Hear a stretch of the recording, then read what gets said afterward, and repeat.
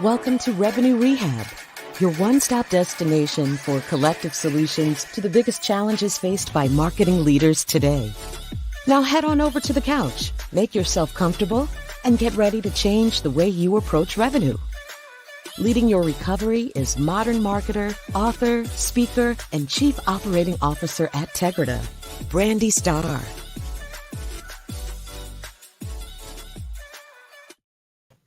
Hello, and welcome to another episode of Revenue Rehab. I am your host, Brandi Starr, and as always, we have another amazing episode for you today.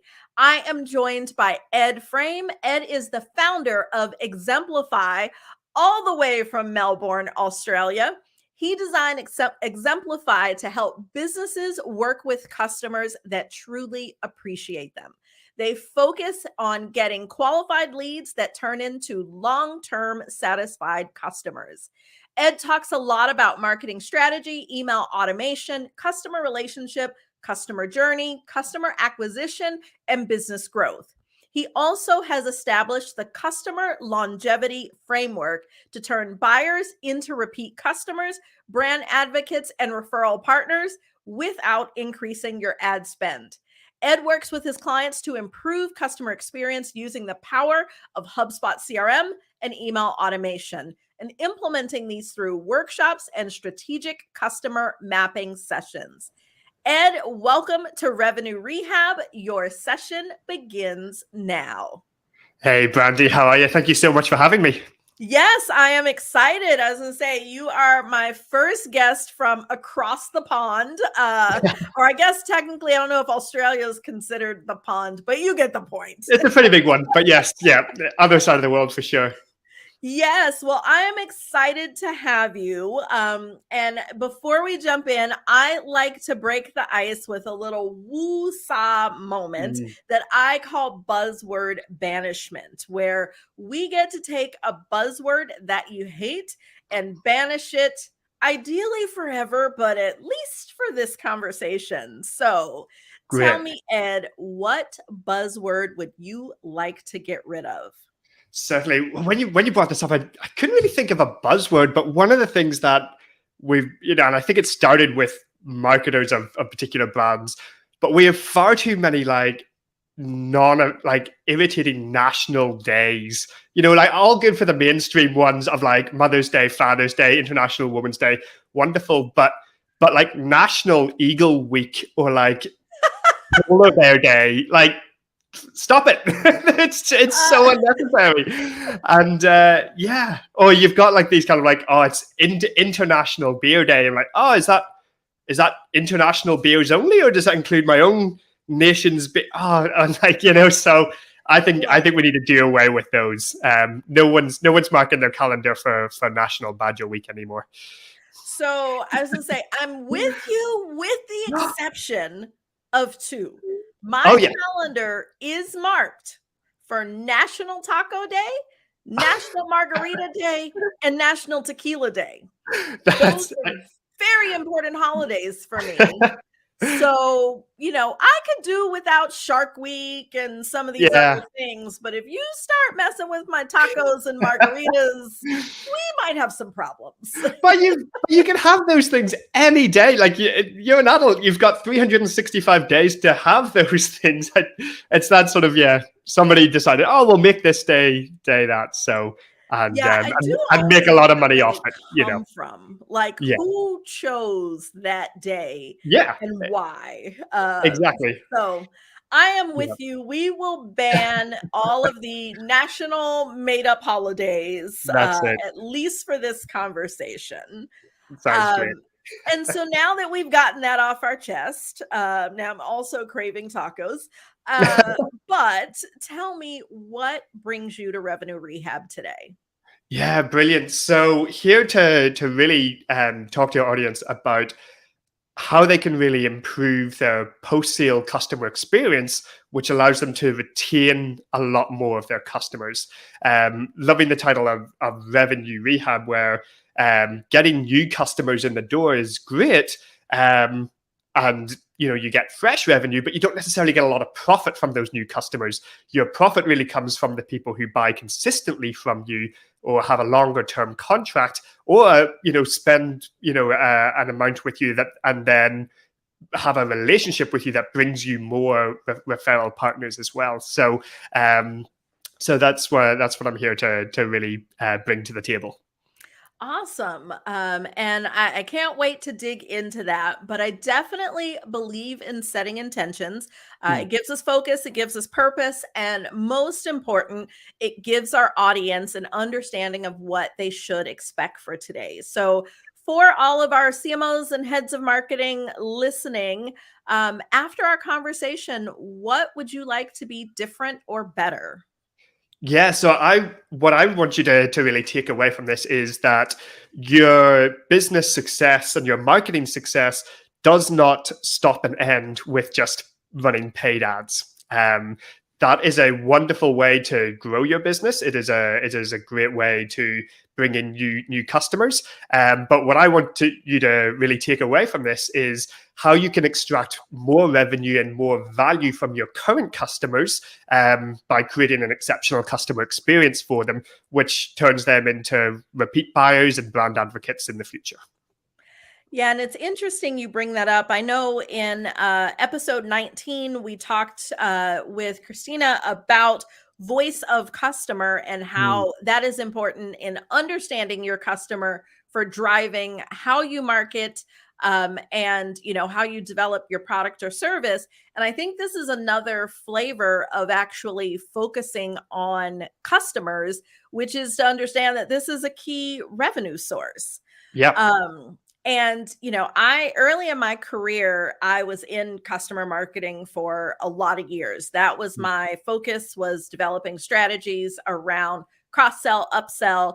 And I work with a number of my clients now on, how do we support the entire life cycle and not just demand generation. And so I'm definitely, we're here, we're definitely seeing eye to eye on that. But I think the thing that I see most often that I have always wondered that I want to get your take on is, even though most people that run marketing, whether it's the head of marketing or those functional managers who, have to determine where to spend their time, everybody knows cross-sell, upsell, selling into your existing customers is easier, it's cheaper, it helps with retention, all those sorts of things. Yet the priority and focus and time and budget is always, and I mean, I'd venture to say, almost 100% of the time is focused on driving net new. Yeah. Why does that happen? I think there's a couple of things. And first of all, I think there's that culture of, even the way a sales team is structured. You're incentivized on bringing in new revenue. Your pay commissions are based on, net new, and a commission of a particular sale.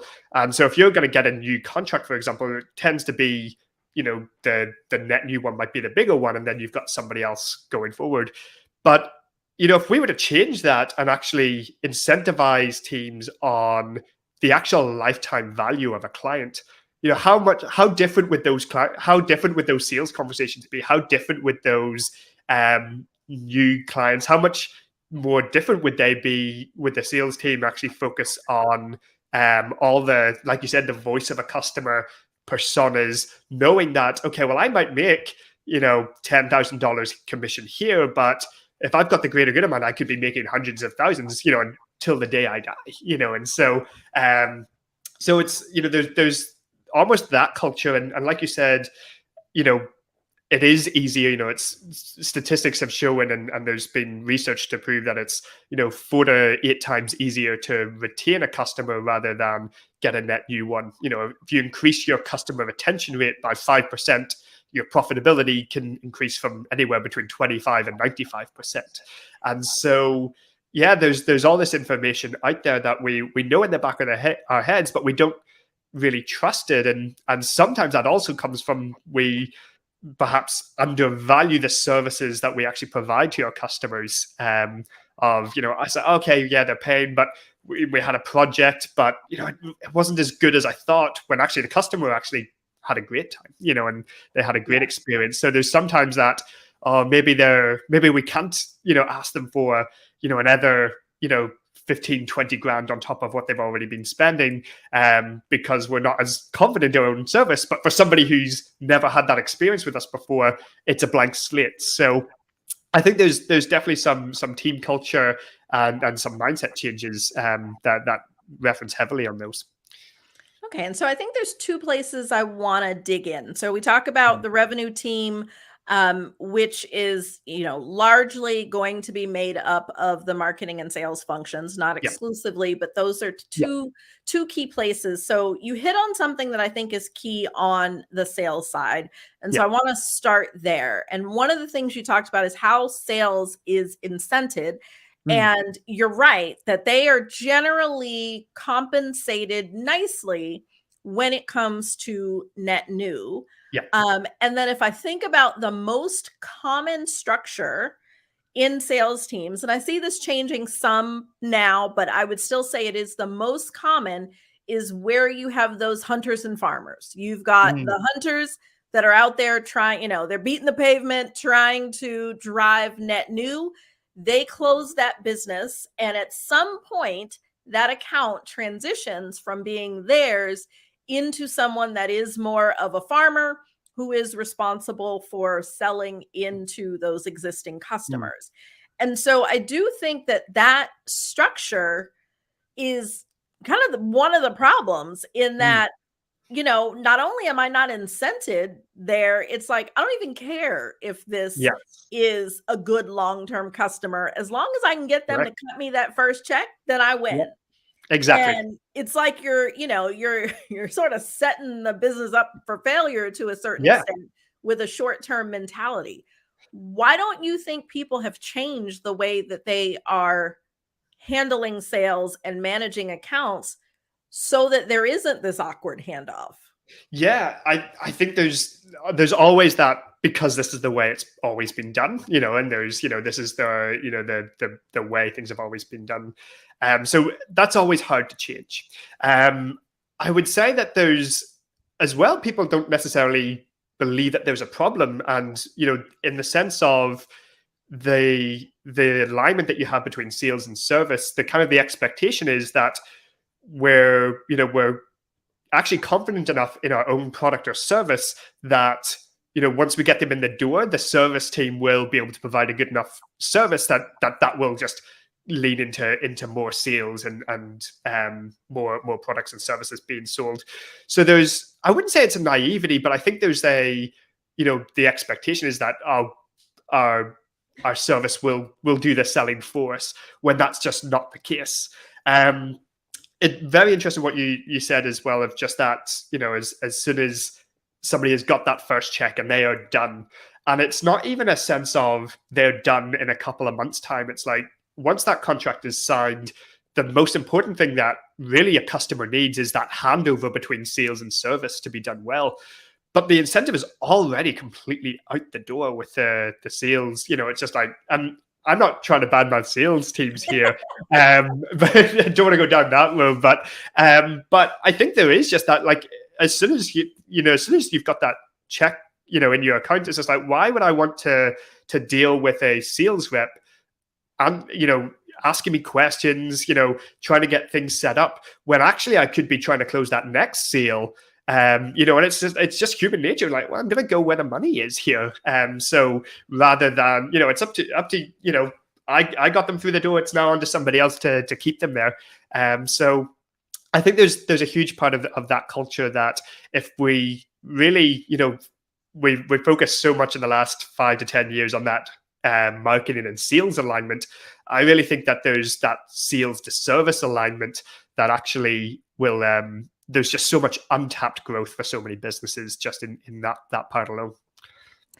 Yeah, and I think, another thing to add to that is, if you think about the natural talents and skills of the people that get hired in a sales role focused on net new versus a customer success or service position, they really are motivated by different things. Like Completely. someone who is going to go out and, hunt for that next sale, they're very money motivated and Yeah. they're going to go where the dollar is. Someone who's going to be amazing in customer success or in service is generally going to naturally be more nurturing, more customer centric. Yeah. And I do think that that's where we create a little bit of a disconnect. Yeah. But I don't want to, because I'm like, my head is going down a rabbit hole in terms of like sales structure. Yeah. But I want to pull it back to talk more about this post-sale customer experience. So start by telling me, what do you think good looks like? What does good look like? Yeah.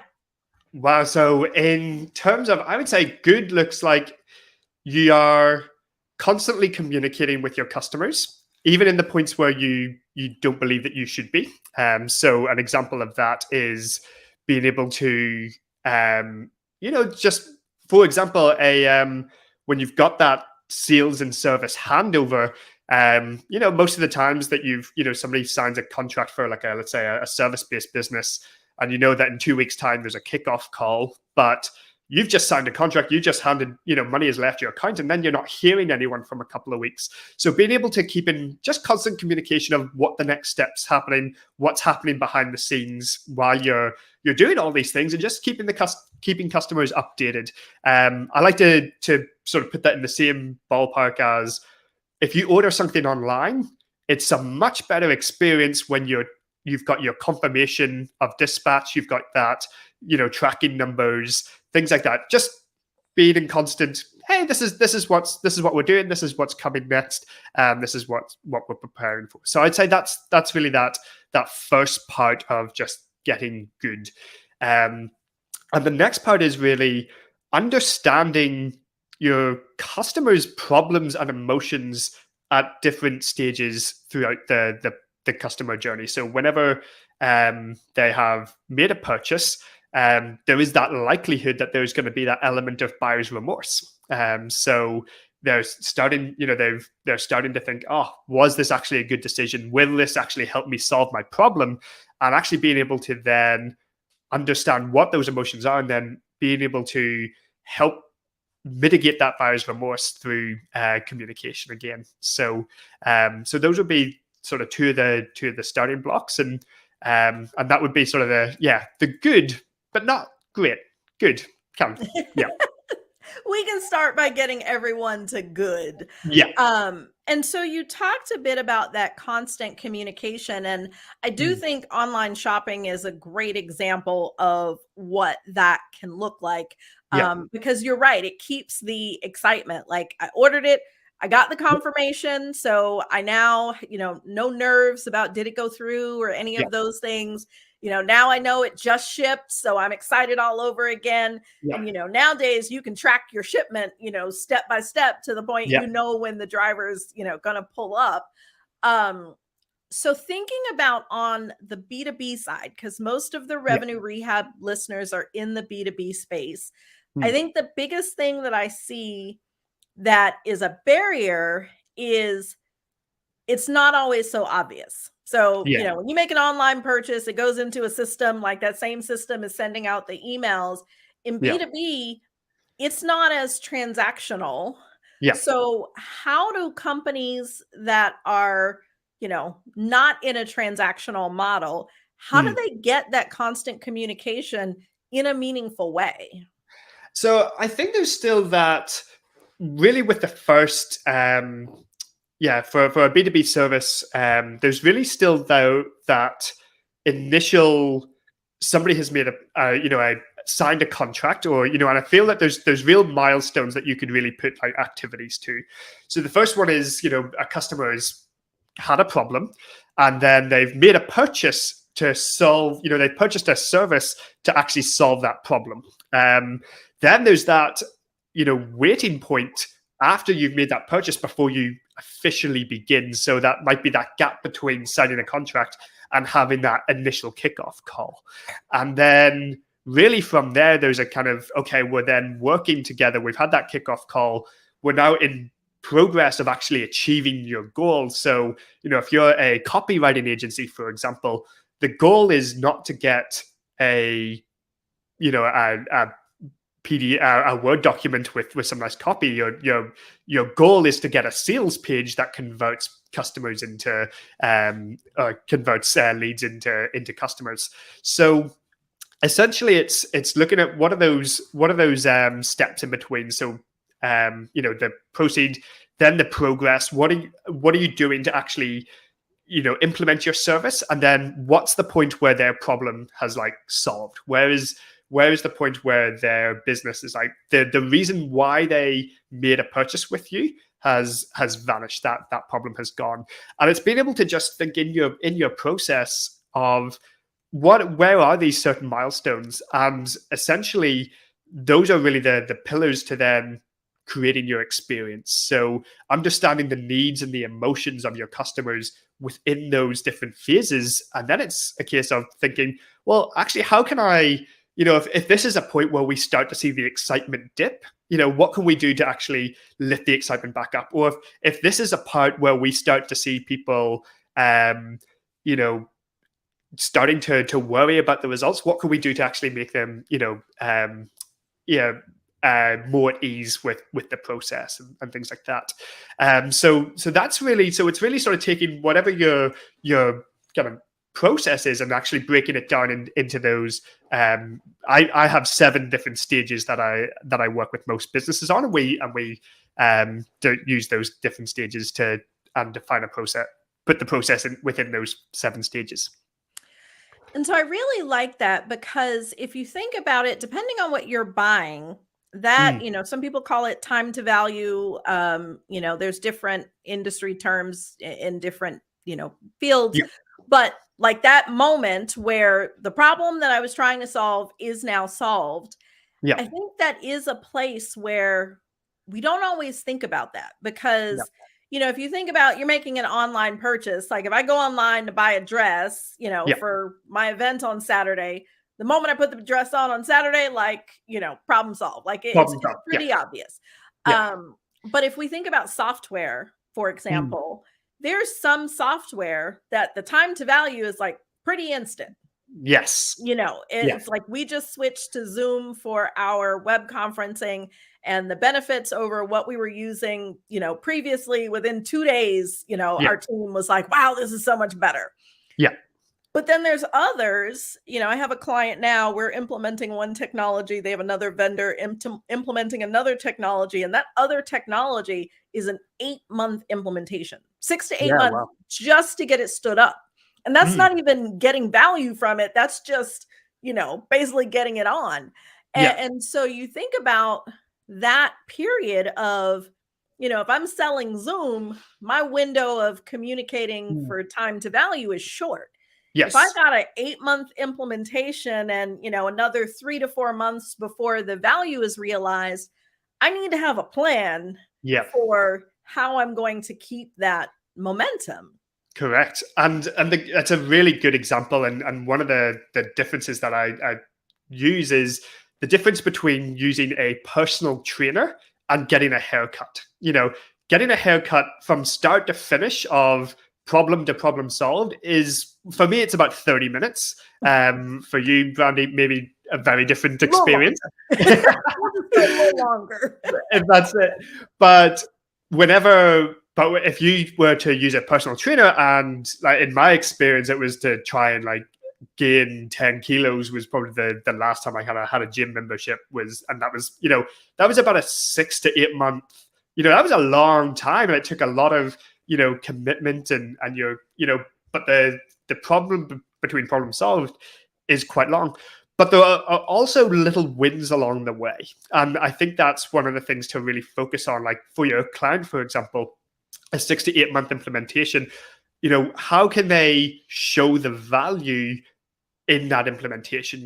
What are the different things that is just like when certain things start to happen, you're like, hey, you're not going to be able to use this yet, but you can now see that this is how this is going to solve your problem along the way. And so you're being able to reinstate that excitement and reinstate that actually, what you are, and you have made a good decision. This is going to help you in the long run. And you can, if there's things to think about during the process, what are those different things that you can give your customers or your clientele to, work on and get thinking about or start doing alongside, so that, the day that piece of software is implemented, that it is go time, so so every business is completely different on, especially that progress phase. It can really be, as I said, 30 minutes, or it can be, 6 to 8 months, like you said. Okay. And it sparked a lot of ideas for me. So I want to shift and talk about marketing a little bit.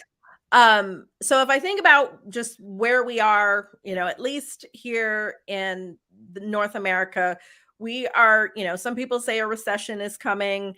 There's all sorts of financial predictions, but right now there are a lot of companies who are pulling back on resources. So marketing budgets are being cut. Teams are unfortunately being reduced. However, revenue goals are not changing. They never go down. Yeah. And so, assuming I am ahead of marketing and, I'm trying to do more with less and figure out how to hit this number. And I want to shift and focus more on customer marketing so that we can still drive that revenue number without the large ad spend and, booths for events and all these sorts of things. Let's assume for this conversation, I don't have any influence over service. I don't have any influence over sales. If I'm focused on marketing, what direction am I giving my team right now? Great. Are you, just to make sure I've fully got this now, do you have access to a CRM with all your current customers in there? Yes, we're going to assume we've got a comfy, revenue stack, whatever comfy is. I don't want to make us bare bones, but just, kind of putting it in the mind frame of our audience, because this is a very real problem that people are facing right now. So, what's your advice? What do we do here? My personal thing is to really look at who have been people who have been your current customers beforehand, starting to look at if they, whether it's a customer in the past or a client, what are the different things that you can actually provide services and provide offerings to those people again, and really look at re-nurturing those people to become back in, because like we said at the very start, 4 times easier to sell to somebody who's been a customer beforehand. And that also means, like, if somebody has had a bad experience, actually, maybe this is an opportunity to try and right that wrong and kind of understand a little bit more about why they left. Difficult conversations to have, but if they're difficult, it means no one's doing it. So difficult conversation to have of, being able to say, hey, we wanted to get a little bit of understanding of why you left our service. Eventually, what could we have done better? And probably really through that conversation, you'll start to find actually the things that they actually need are really, really achievable. So being able to get a few of those low hanging fruit conversations with people who have previously been customers. And then I would say, like, within your funnel of marketing of people who haven't been customers, start to really identify who are the cream of the crop in that term of, who are the people who look like they could be a very good long-term lifetime value customer, and focus on them, really trying to close them and nurturing them with all kinds of different I would say in the way that they want to be communicated with. Look at, if it's, getting instead of just using like a monthly newsletter with, email tokens, actually start to reach out using something like Vidyard or Loom, having a very, very one-to-one personal relationship to, try and build those relationships to start to nurture those people down sooner. I think that's something that we're seeing a lot of, the people who give me the one-to-one attention and create a very personalized approach are the people I'm more likely going to do business with, because if no one's willing to spend more in the world at the moment, it's going to be the people who I have the most trust in are going to be the people that's going to get my money. So that would be right. No, I definitely like that. because you are definitely right there in that we have to first, and I talked about episode 19 where we talked about voice of customer. The action Yeah. item there was also talk to your customers.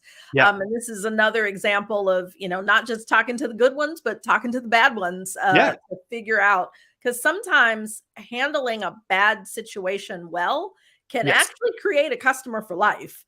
Correct.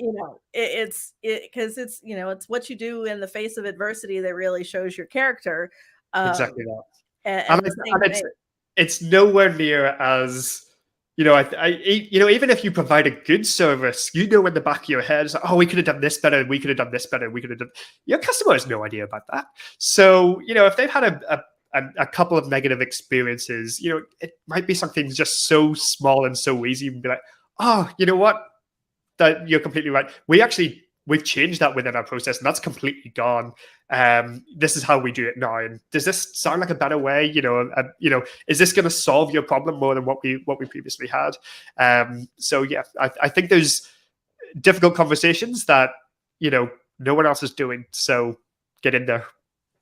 Awesome. And I am very curious. I know that you do strategic customer mapping sessions. Can you tell me, what is that?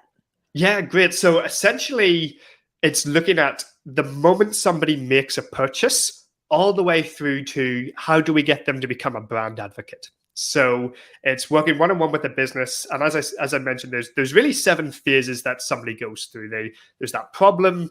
They then make a purchase to solve that problem. They get started. There's that progression stage of trying to solve that problem. They solve the problem. Then there's that repurchase and then brand advocacy after that. And so it's really a way of looking at what's happening in those stages and what can you do to improve the experience to actually funnel those customers down into really from that post-sale into brand advocacy. Where is the point where you ask for your testimonials? Where's the point, how do you ask for testimonials?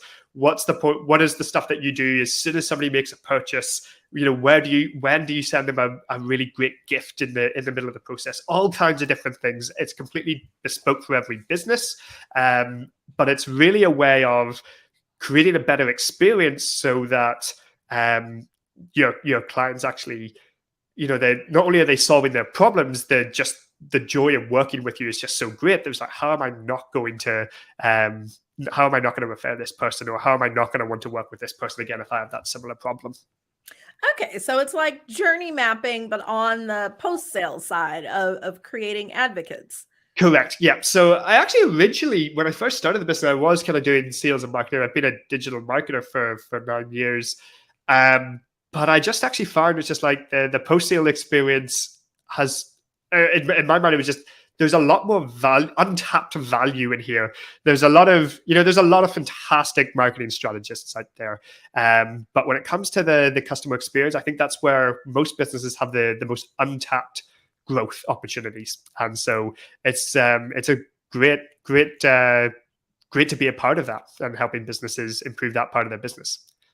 Awesome. Well, talking about our challenges is just the first step, and nothing changes if nothing changes. So Yeah. in traditional therapy, the therapist gives the client some homework, but at Revenue Rehab, we like to flip that on its head. And I want to ask you to give our listeners some homework. So if you could summarize your key takeaways and give us that one thing. What is the one thing you want our listeners to do after listening to this episode? Perfect. So really my summary is, I'm not going to say like completely revamp your sales team. That's going to be a little bit too much, but think about what we spoke about with the way incentives, sales incentives and customer service handovers happen. That's a really important part, and think about where that disconnect is in your business, and have a think about what are the different ways that you could potentially solve that. With regards to your customer experience, I would highly recommend thinking about what is the first thing that happens when somebody signs a contract, or money leaves their account and it comes into your business.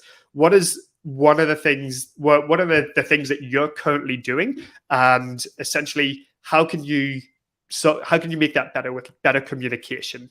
How can you actually, the problems that somebody has, how can you immediately try and mitigate that buyer's remorse? So one of the things I actually recommend you do is to have an automatic, the very basic is having an automatic email that goes out, and use some of the content that you use in your sales process to reinforce the reason why somebody made a purchase. Your sales team has done a fantastic job of convincing that person to buy from you.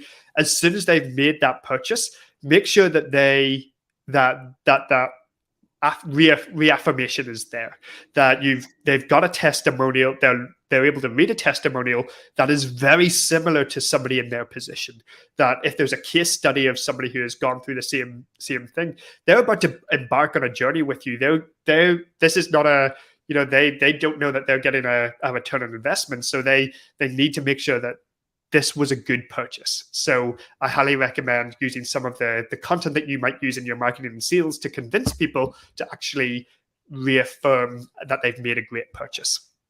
I love that. So our one thing is take a look at what you are sending or not. Yep. Once someone makes a purchase, and figure out either how to create something so that you're adding that value and avoiding buyer's remorse, or make whatever you have in place better. I love that as our action item. Yeah. Ed, I have enjoyed our discussion, but that's our time for today. Wonderful. Thank you so much. Thank you. And before we go, tell us, how can our audience connect with you? Great. So exemplify.com.au. So I am based in Australia, so don't forget that .au at the end. Also, I'm very active on LinkedIn. I love connecting with new people. If you connect with me, I'll probably send you a message to strike up a conversation. And it's not automated. It's just I like chatting. So so connect with me on LinkedIn, Ed Frame, and I really look forward to learning more about your business, more about your customers, why are they buying from you, and how you can get them to become repeat buyers and brand advocates of your business. Well, thank you so much for joining me, and thanks everyone for joining us today. I hope that you have enjoyed my conversation with Ed. I can't believe that we're at the end. See you next time. You've been listening to Revenue Rehab with your host, Brandi Starr. Your session is now over, but the learning has just begun. Join our mailing list and catch up on all our shows at revenuerehab.live. We're also on Twitter and Instagram at Revenue Rehab. This concludes this week's session. We'll see you next week.